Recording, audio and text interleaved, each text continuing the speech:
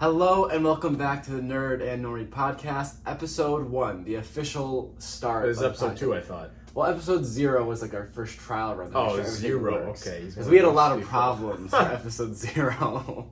We had a lot of problems this one too. But today we'll be talking about Thor, Love and Thunder. I, of course, am Yanni from Yanni's Nerdverse, and today I am joined by... Luke from Luke's Goldies. A much better channel than this one. No, I'm joking. Who's almost close to 1 million subscribers, by the way. Yeah. Crazy. Almost 1 million subs on YouTube. So today we're going to talk about Thor. So today we're going to talk about Thor, Love and Thunder, and the way it's going to work is like last time. First we're going to do some spoiler-free thoughts, and then we'll get into the fun nitty-gritty spoilers, talking about all that fun stuff. So first, Luke, what were your brief spoiler-free thoughts on the movie? Alright, so I loved when Thor died. No, I'm joking. Okay, spoiler, my spoiler-free thoughts are, it was extremely goofy. All right, it was even, I know people said it was going to be goofy, but it was more goofy and funny than I thought it was, and honestly I enjoyed it. I know some people were saying that the goofiness kind of took away from the serious aspects of the movie, but I was laughing, and if I'm laughing, I'm having a good time. I thoroughly enjoyed it. I also thought the fighting in the movie was very, very cool, very well choreographed, and just very powerful. You know, makes you want to go fight someone after you watch the movie. I have very similar thoughts. It was definitely a super goofy movie. They have some deeper, serious parts of it, but honestly, for the most part, they don't land, with the exception of some stuff with the villain. But really, I think my favorite part were the fight scenes. I think the fight scenes in this movie were just great. They were really well done. Yeah, it's a bunch of CGI, but it's super colorful. It's super engaging. It's probably my favorite part of the movie. But all the characters were great. I didn't think anyone was bad to say. Yeah. It was just a fun ride. I feel like Thor was just very, very Thor. Thor was very, very Thor. If you like Thor in Endgame, he just becomes a more intense personification of himself in this movie. You know, all those funny and Thor mannerisms just are more expressed in this movie. Yeah. And a great analogy I've been seeing people say is that this is Thor Ragnarok on steroids. That's really what this is. Yeah, that's exactly what it is. It's much it's way more wacky, way more goofy, and just a fun ride. Mm-hmm. And that's pretty much it. Yeah. So those are our spoiler-free thoughts. So now we're into the spoiler section in 3, 2, 1. So Jane died. Jane did die. And I thought Zeus did die also, but if you look at the post-credit scene, he's back. And oh my, the post-credit scene was amazing for me for other reasons, but we'll talk about that later. Yeah, let's talk about that later. But anyway, spoiler-free thoughts. We just gave away the 2 biggest spoilers. So let's talk about the new characters. We have Gore, we have Jane Foster's Thor, because she's pretty much a completely different character in this. Who else is new to this movie? You know who I actually kind of like was Axel, who was Heimdall's son. He was kind of fun. Yeah, I didn't know that he was gonna be in this movie. Yeah, he was pretty cool. I didn't even know he had a son. I didn't either. They just did it. I think those are the 3 new main characters. Yeah. So let's talk about those first. So first, I thought Jane was pretty cool. I thought it was a pretty fitting story type. Oh, she has cancer, she's trying to cure the cancer or get better, and the hammer calls her, I guess, to give a final sacrifice of herself, or a final meaning of her life. I don't even know. But the part I don't understand is when she's reading the book and it says, Mjolnir can give great healing and great health, and then she gets the hammer and her health actually goes down even faster. Technically, while she's on the hammer, while she's holding it, okay, she's big, healthy, strong, but they even say in the movie the more you use the hammer, more it's draining your natural. That's not what the book said. The book said it's going to give you natural. So what's going on there? So it's the fact that when it's kind of like what you said. It's whenever she has the hammer and holding it that she is Thor, and she has great health, great power, and all that stuff. Gore even kind of touched on it. He's it empowered you, but it doesn't heal. It doesn't heal who you are. It kind of sounds like a drug, to be honest. Honestly, no, really. Because while you're on it, you feel great, you feel amazing. But once you're off it, you're even worse than you were before than when you even took it. Yeah, and it's same thing with guys. Don't necro do sword. Hammers. Don't do hammers. They'll make your cancer even worse. You got the hammer, but it's a great point, and that's the analogy they both use, that both those characters' weapons or gave them insane power, but it's also killing them. Yeah, so like I feel like that's not even true. Like the book was lying. It doesn't give you great. Yeah, but health. because it's a book of mythology, so there are things that are don't trust the mythology. Don't trust the mythology. But on that point, so the two things I would take away too was from Jane's character and Gore. Their adaptations from the comics are very diluted, but they give like it's almost like when you have a book and you read like the summary for the back and it sounds super cool and fun. Mm-hmm. So it's kind of like that. Like in this movie, they're pretty much just the cover of what their characters like in the comics. And I've never read a comic in my life. Oh, I know. Yeah. So I mean, I don't even know or care about any comic thing, but and that's because it's so hard to adapt these characters who have like multiple books into just one like 2-hour movie. Yeah. So sure. like they really did a really brief summary for Gore's origin and his character. Same thing for Jane and her cancer and all that stuff. Does Jane have cancer in the comics? Yes, and that whole thing about the hammer hurting her and then she dies is all that's all from comics. Yeah. And same thing with Gore. And Gore originally it's his family who dies, and instead they did kind of change it. And the one thing I do like, I'll talk about that when we get to Gore more. But I'll stay on Jane. But Jane's character was great. I mean, she's super different than Thor: Dark World, Thor 1 Jane. I think there are bits and pieces that are still the same. But for the most part, she's just a new, fun character.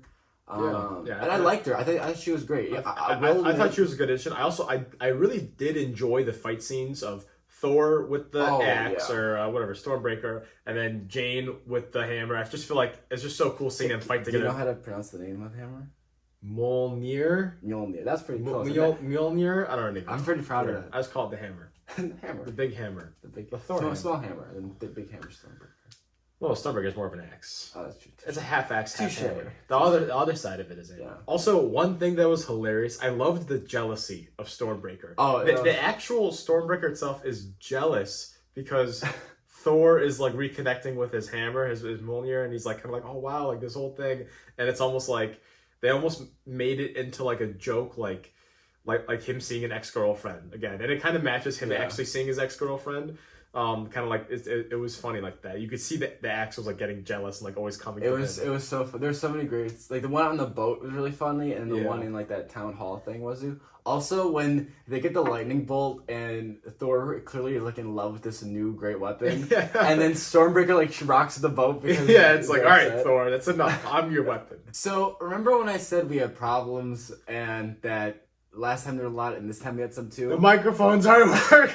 The microphones aren't working. So, but the nice thing is my phone is recording the audio, so you're going to have subpar audio, okay? Yeah. Deal with it. And also and also the phone stopped recording too, so we're just going to have to recap what we just talked about briefly, which is great. We had a great discussion. We had a great discussion. We'll have the discussion again. We talked about Jane Foster.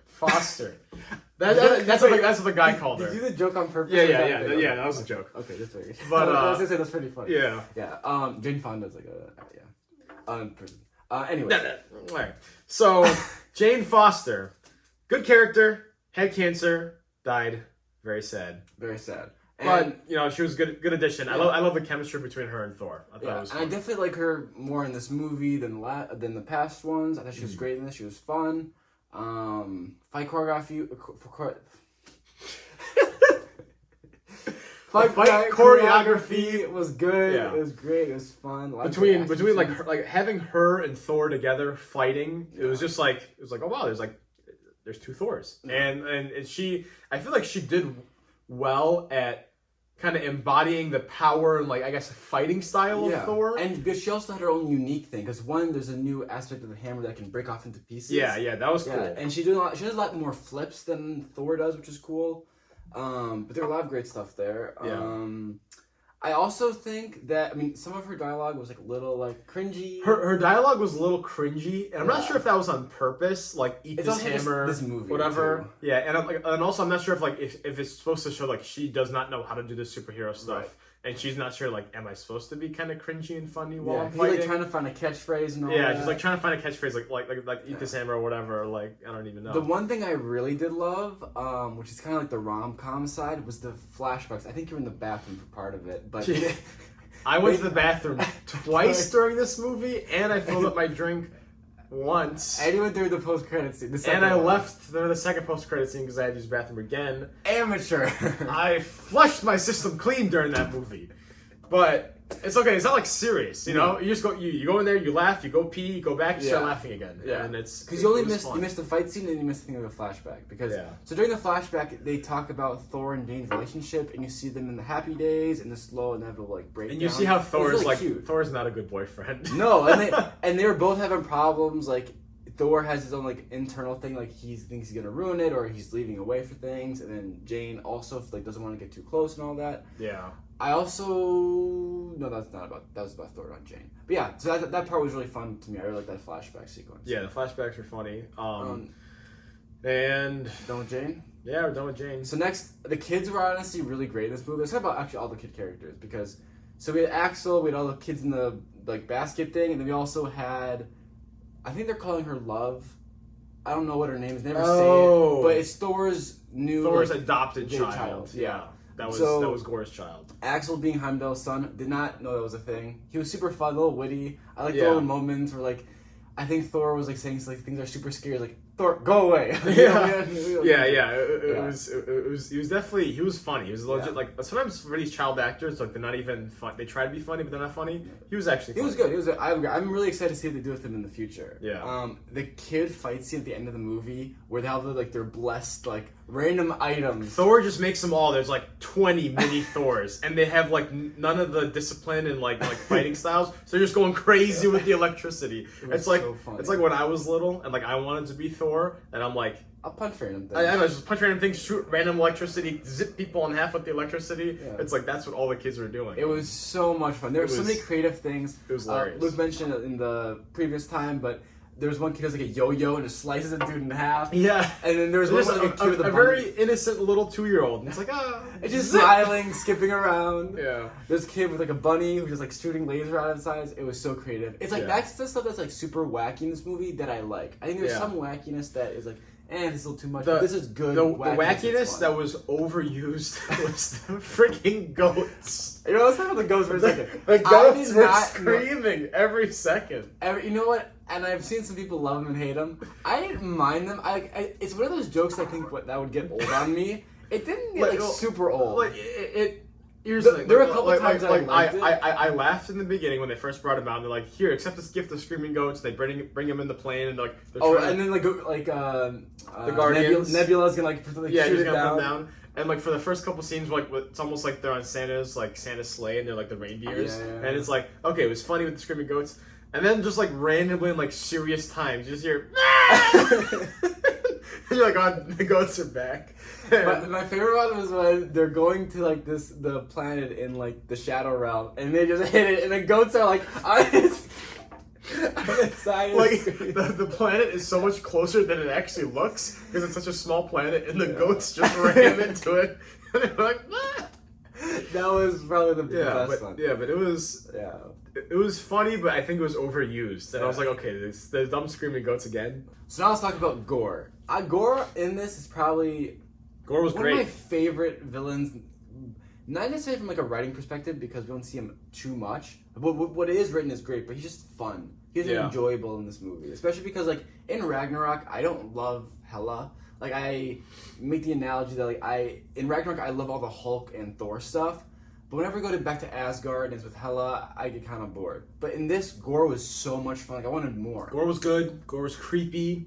The origin story I felt like was very fitting. Like he'd like prayed and abided by this god his whole life, and it turns out all the god is just like doesn't care about him at all and just like whatever, you're gonna die. You're like so, and you just it's like okay, now I hate gods. I'm gonna kill them all, and. You know, it's kind of fair. Like, if a god did that to me and, like, let my family die, I'd be like, what the heck? Yeah. And to the point, I think I said a little bit earlier, for the comics adaptation of it, it's very diluted, but it gets a lot of the main points across. So, in the book, what happens is that, very similar, they're not the last of that alien race, but they're a very limited amount. And he not only loses his daughter, but he loses his son and his wife. In the comics. Yeah, in the comics. And then he does stumble upon a god. And I actually like what they did here more because in the book what happens is he stumbles upon two gods fighting, and it's like this golden one, which we see in the movie, and then there's like the venom one, which in the books, the Necrosword is actually a symbiote. We're not going to go into all of that. Another symbiote. and which has like the corruption side of it, it's killing you and all that. But what happens is that these two gods are fighting, and I think Gold God kills the symbiote one, but then the Gold God is like bleeding out, dying, and he's like, "Please help me. I need your help. Like, help me." And Gore's like, "Help me. You're the guy. You're supposed to be helping all of us. Like, why haven't you like saved any of us if you are here?" And he thinks that they're false gods. But I like this one more. I think this one's more fitting. This is better because this gives him a reason to be mad at the gods. Yeah, because they're just being all high and mighty. And he says like, "I don't care about you. Like, your whole purpose is just to pray to us." I thought that was way better. They do some cool stuff with like him and his civilization, and then Gore also like. There's a really cool scene where like Gore like kidnaps Thor and like tortures him for like a week and stuff. There's a lot of, and the book is way crazier where they have like different versions of Thor. You have like an old Thor. It gets crazy, but this is a very diluted. Forget about the book. We don't care about comics here. We care about the movies. Yeah, so what I'm saying because the book to adaptation for the movie is really well done and it fits the story really well. Yeah, it's not as in depth as the books, but it really services the story well, and I don't think you need it anymore. Like. You got a good backstory, good motivation. You understand everything about the character. I think it was a good character. But the thing is, and Marvel keeps doing this, I'm getting a little sick of it, I am too. Is the villain's evil this whole time, and then at the end of the movie, they're like, "Oh, you know what? I'm not evil. I'm actually not bad. I was just corrupted by the sword. I was just corrupted by the Darkhold. No, it was just the symbiote that was doing it. It was just the Doc Ock thing. It was the Goblin Serum." They always have these villains that are created, like, "Oh no, this other thing took a hold of it." And like, you almost feel like, oh, now you can't blame him because he was just corrupted by this. No. Somebody's to blame here, okay? I know. Gore is to blame here. He's not innocent. The problem is they want to make these villains relatable. I'm like, no, just give me a full villainous villain. I know. Sometimes. And like, I'm okay with that. I feel like we keep getting the same thing. Oh, he was corrupted by this, corrupted by that. Once he got it off, he was actually good at heart. Yeah. Forget about it. Something that I thought they could have changed in the movie to almost fix that a little bit was that at the end of the movie, when he goes to eternity to wish all the gods are dead, I think a cool twist would have been that he wasn't always as corrupted, and instead his wish was just going to be to have his daughter back. But everyone just assumed that that's what he wanted his entire time. That would have been good. And the reason he killed the gods is one, because he wants revenge, but also because he needs to attract Thor's attention. So I think that could have been a really cool twist for the end of the movie, and it could have been less that like, oh, the sword's broken, and now he is not as bad at it anymore. Yeah. And it could have been a cool, different twist on it. But yeah, I agree. I think that this trope is getting a little bit overused. Because we even have like the super soldier serum in Falcon Winter Soldier. It makes like that makes him bad? It makes him worse. Really? Yeah. Isn't that supposed to be? I guess he who took the serum again? John Walker, is that his name? I thought John Walker didn't take the serum. I thought he just No, good. That's the point. Remember because he is normal, and then he finds the serum and he takes it, and he becomes even worse. That's why he kills the guy. Remember? Oh, he does take the serum? Yeah. It's been a while since we watched the show. I don't even remember. I watched it in a hotel. But yeah, so I think this trope is being overused, and it's because I think a lot of people have said how much they like relatable villains, and I feel like the default then is you got to make them redeemed in the end. If they want to do a Darth Vader where their final act is, they got to do enough for this redeeming the villain. Yeah. A villain is evil. Yeah, and that's what it should be. Yeah, and like I don't mind if they do like a Darth Vader thing where. Like Darth Vader, where they regret being evil. To a degree. They are like full on evil, but then like there's like a person or like love is what brings them back. Which to be fair, like love is the whole point of this movie, and love and thunder. Yeah, and like Thor even tells him at the end, you can choose love or you can choose revenge, and choose love and bring daughter back and all that stuff. Yeah. But Gore was great. Christian Bale was having a blast, acting his heart out, having fun with the role. Same thing with Russell Crowe as Zeus. Russell Crowe as Zeus was hilarious. Yeah. Also, I was so shocked when Thor threw the thing back at him, and he just like the lightning bolt went through his heart. Also, how do you survive that? They're gods.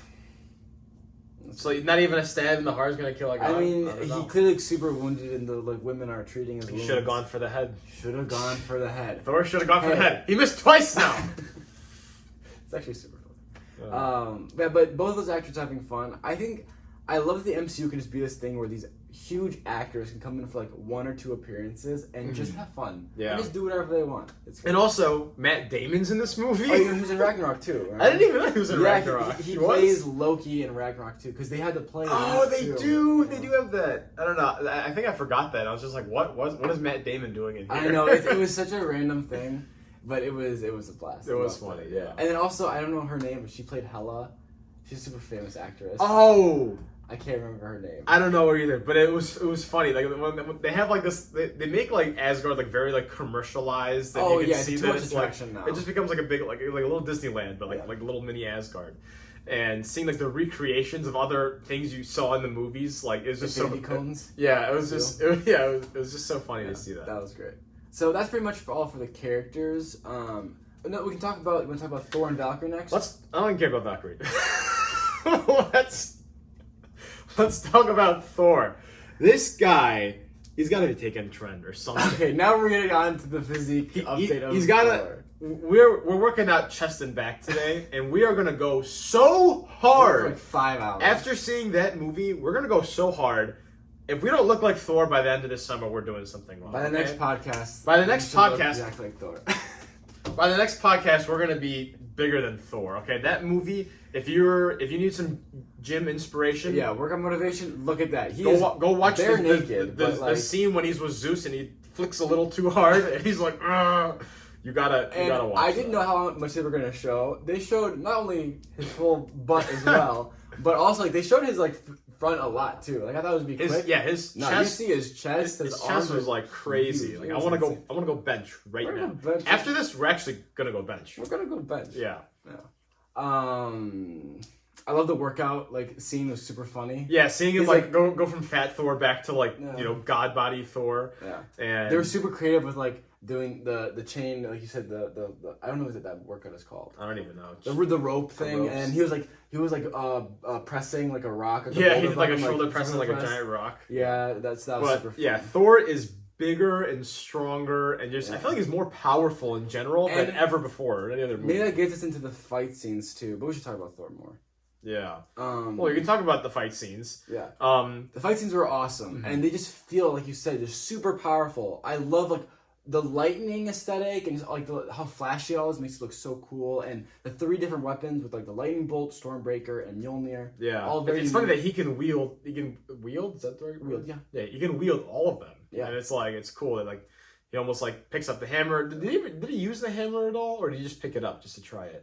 He just picks it up at the beginning and at the end. Yeah. But he I think he does. Does he even use lightning bolt? He does use a lightning bolt. He uses it twice. He uses the teleport. He uses it to fight Gore when his Stormbreaker is being like corrupted again. Yes.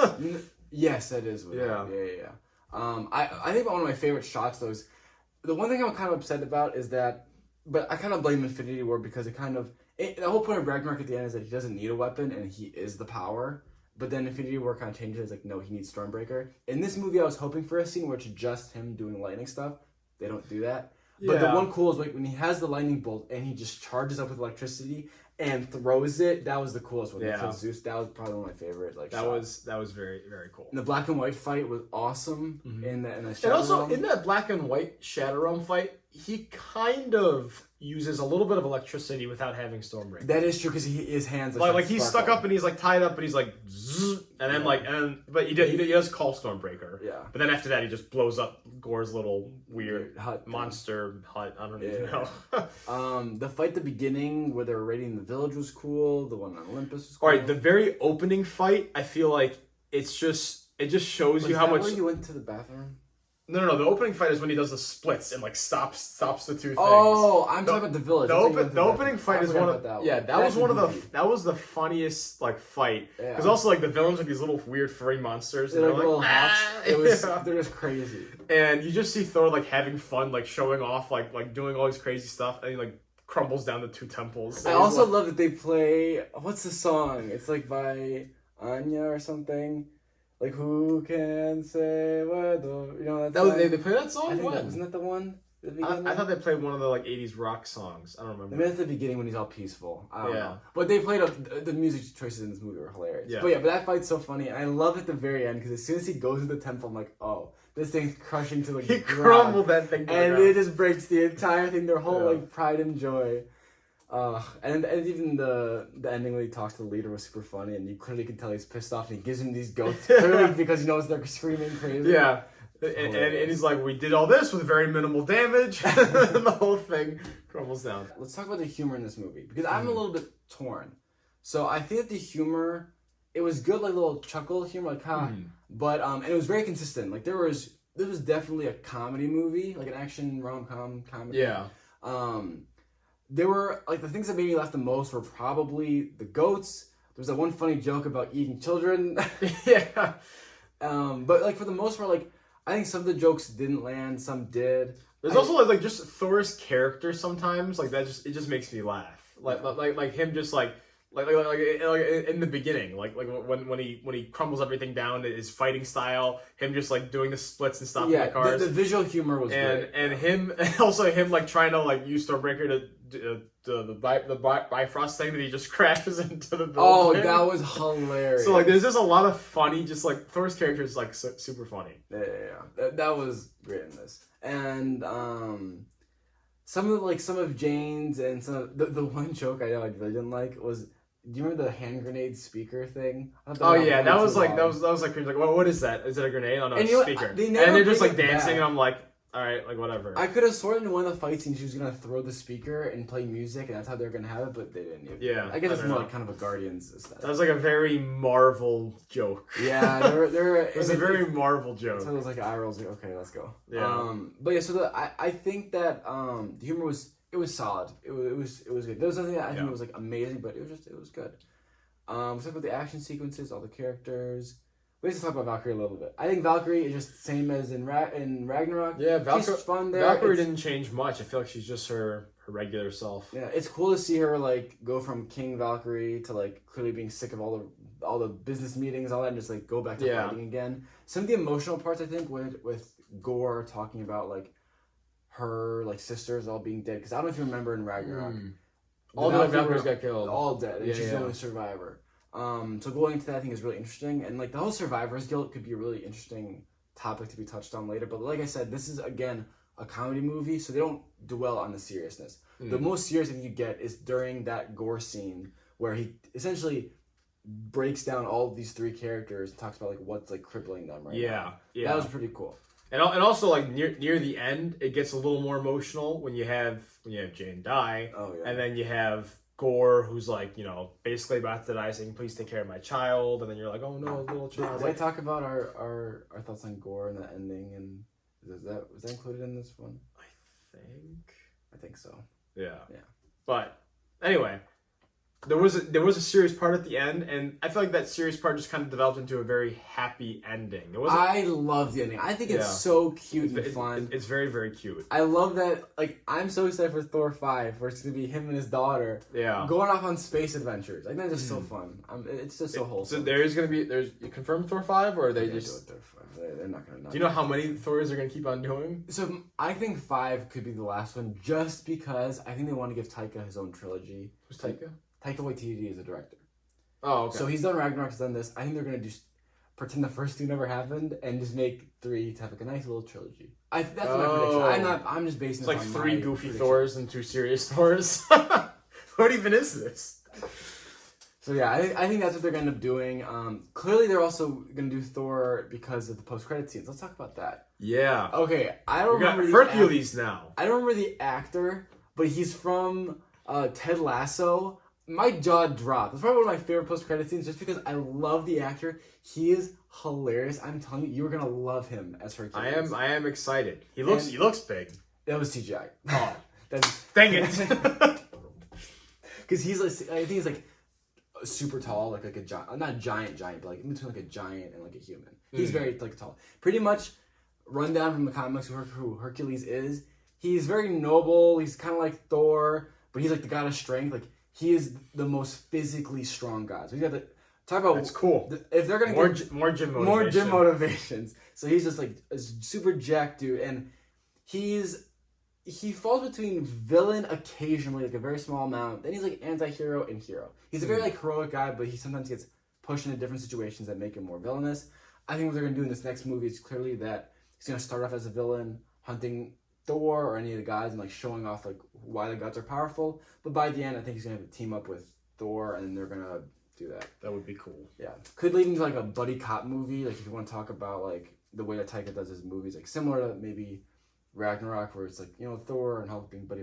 I think they could do something similar with Hercules. But I'm really excited for him play Hercules and for Hercules to appear in the MCU. I am excited too. I don't really know much about him, just that he's huge. Yeah, he's huge. He's gonna be huge and hilarious. Yeah, and Zeus is alive, as we said. I'm excited to see what they do with gods. I think gods are gonna be a big thing in the future. This whole mythology thing. I feel like they keep exploring things that I'm like, I didn't even know that was a part of this universe. Yeah.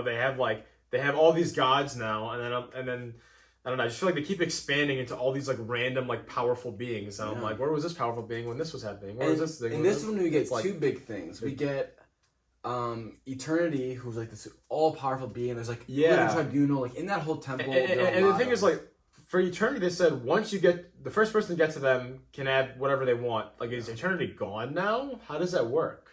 I don't know. Like Eternity, so, like, is the most powerful being in the universe just like chilling away? I don't think you're ever gonna see Eternity again. Eternity can like control time and like the dimension, like an all-powerful. What does Eternity think of the whole multiverse breaking down? I'm trying to remember if Eternity can like manipulate multiverses or not. I think Eternity is just in their own universe. I feel like there's so many expansions. Like there's also this powerful, very powerful being, and this very, very powerful being. And I'm like, what is the most powerful of them all? The most powerful of them all is Living Tribunal. And what is that? It's like this three-headed person. We've seen the statue a bunch of times. They're essentially the judge of the entire everything.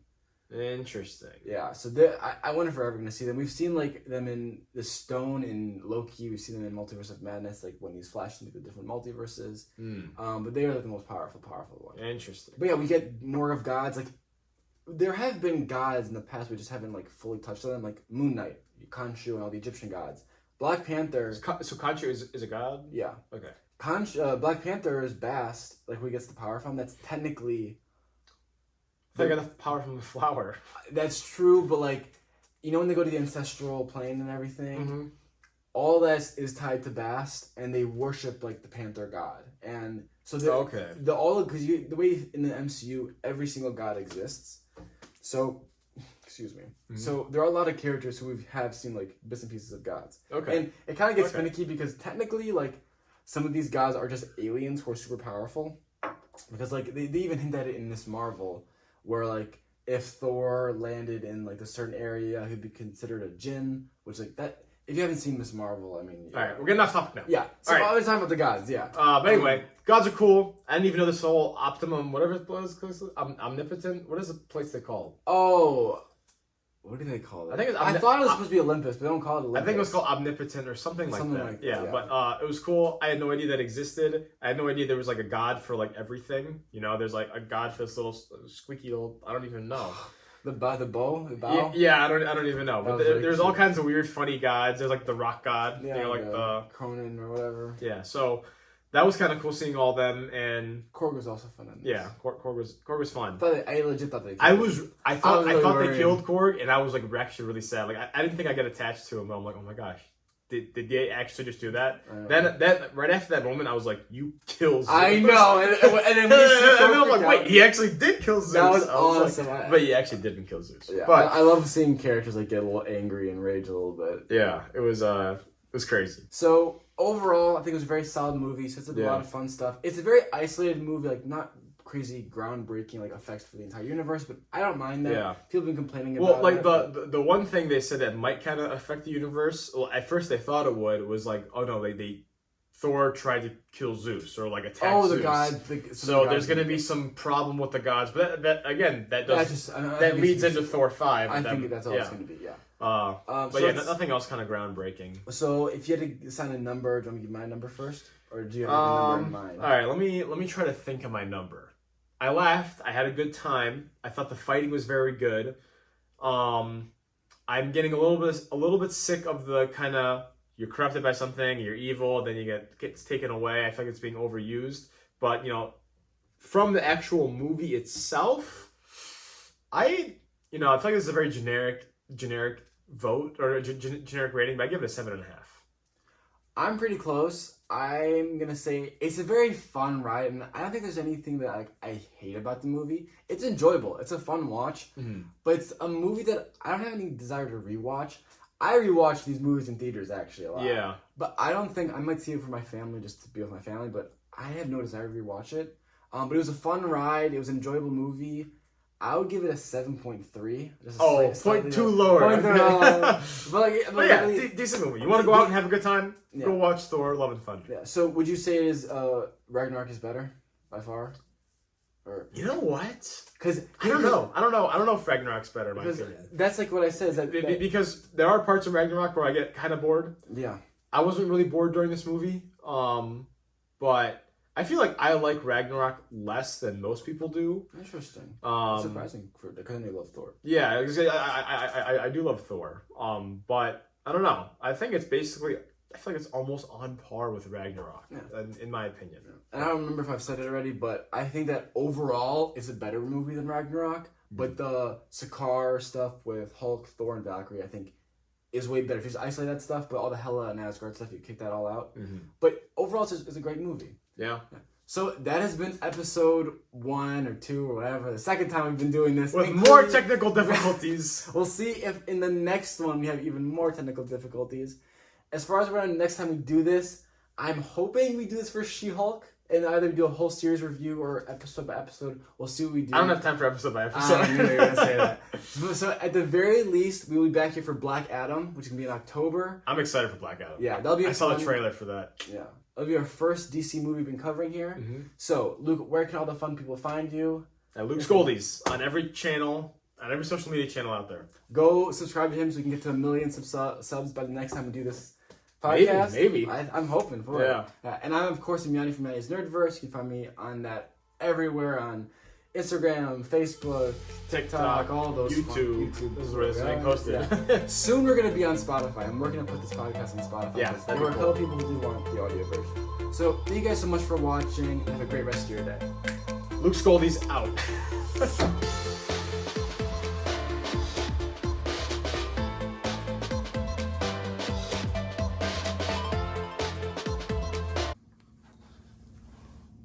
Action. Smash the Yanni.